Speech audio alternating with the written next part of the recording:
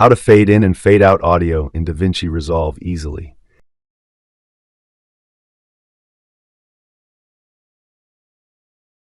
Note this white marker at end of audio. Click and drag it to desired position to fade out.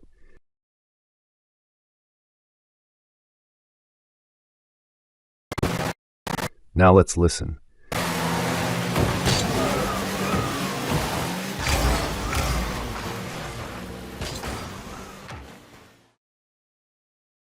If you want a curve, then you can do that.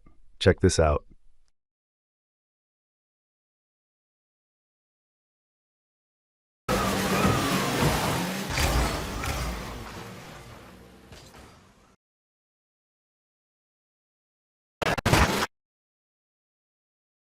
Again, to fade in, go to Start Point of Audio and click this white marker and move it as shown in video.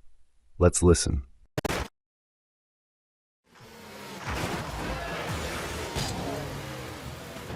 For more video editing tutorials on Premiere Pro, DaVinci Resolve, Filmora, CapCut, follow us.